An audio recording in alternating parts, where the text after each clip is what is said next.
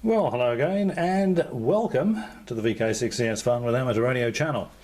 This is just a very quick video. I've heard that people use trees as earths and as antennas, the actual trees themselves. I think the military use trees themselves as antennas. They'll knock a nail in a tree up the trunk, and they'll pull it out and they'll just move it around for a minimum SWR. And actually use the tree as an antenna, so it might get you out of trouble. Won't radiate particularly efficiently, but apparently they do radiate. What does it do to the tree? I don't know. In a military situation, of course, that doesn't matter because it's someone else's tree, and it may very well end up full of bullet holes anyway. If it's a tree in your garden, well, probably better just to use it to support a wire, I'd suggest. But I've also heard of people using tree roots to improve their ground system. And what they'll do is they'll get a bolt, something like that. They'll put a wire around it and clamp it to it somehow. Or first of all, actually, they'll find one of the, at the bottom of trees, there's the roots sort of come out, and there's fairly significant roots. And they'll get one of these, and they'll screw it in to the tree root, very close to the ground, and then wrap the wire around. And I don't know, put a little Jubilee clip round, or find some way of fixing the earth wire to the bolt to improve the ground system.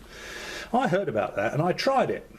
Certainly the signals I got out were okay. I didn't actually try it without the bolt in the tree, but the other day I went to cut that tree down. Now I tried the experiment with the tree that I knew I was going to cut down, when I went to cut the tree down, because I'm going to take the trunk down the tip and that will go into the mulcher, I didn't want to leave the bolt in the root. I didn't want it to go up their machine. So I thought, okay, I'll take the bolt out. And there it is. I don't know if you can see that. That's what the tree root did to the bolt. So if you've got bolts in tree roots as part of your earth system that have been there for a year or two, they're probably doing absolutely nothing at all. As you can see, the head of the bolt. There's the other one. There we go. That's how it started off. Like that. And that's what the tree did to it. Actually, that's a little bit longer. It's a slightly different bolt, that. Hang on. Oh yeah, one's got writing on the top and the other one hasn't. But as you can see, they're the same. They're the same size bolts, and you can see at the top there. In fact, the one on the right might actually be slightly thicker, come to look at it, like that. But it would have been something that looked like that. Probably would have been a little bit fatter, a little bit longer, and you can see what the tree's done to it.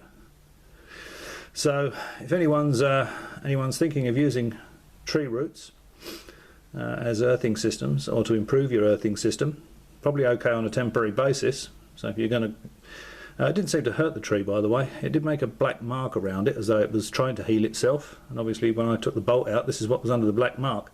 But it didn't poison the tree. You could use it as a temporary basis, I suppose. If you were stuck for an earth, you could put one in there. But if you've got a tree in your garden and you're thinking of improving your earthing system by connecting to its root system, yeah, I really wouldn't bother. You'd be wasting your time. All right, just a quickie that I thought you may find interesting. Certainly different. I don't think I've ever seen anything like this on any of the radio channels. So you never know. It might be a bit of information that's useful to somebody. All right. Well, as always, thanks for watching. I'll catch you next time.